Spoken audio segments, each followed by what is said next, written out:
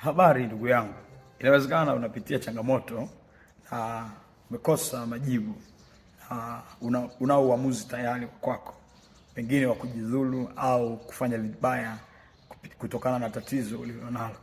Mimi nalo ujumbe jioni ya leo, nalo neno kwa ajili yako, nayo kitu cha kusema na wewe jioni ya leo ambacho pengine kinaweza kukutoa hatua hiyo ulionayo kwenda hatua nyingine. Kitabu cha Zaburi anasema Bwana yu karibu na waliovunjika moyo. Kitendo au hali ya mtu kuvunjika moyo wakati mwingine ni kitendo ambacho yeye mtu binafsi hajui, pengine amevunjika moyo au haoni kama hapo sasa anavunjika moyo. Kuvunjika moyo inaweza kutokana na vile au yale mambo yanayompata au yanayomsumbua kwenye moyo. Sasa inuka, changamka. Umeona, jikubali, ona kwamba liko tumaini, maana tumaini lipo hata sasa. Lipo la kuweza kukuvusha wewe, la kukutoa kwenye hali hii ngumu ulionayo.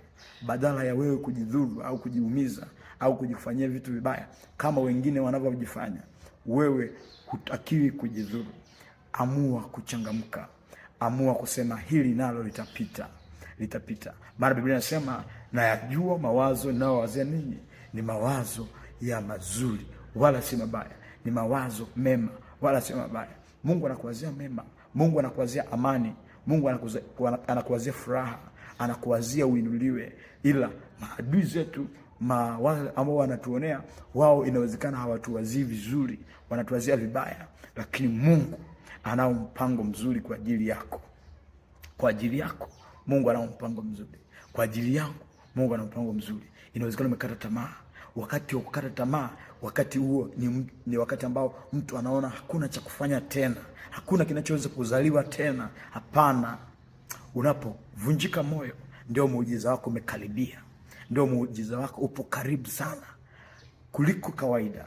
Inawezekana huoni, ndio huwezi kuona kwa sababu upo ndani ya tatizo, lakini ukichangamka ukaanza kuona inawezekana sasa.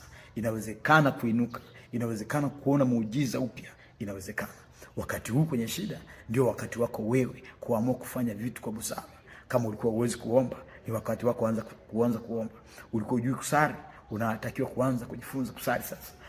Ulikuwa huwezi kuona tumaini tena, tumaini lipo katika Mungu. Mungu analo tumaini na kuomba sana.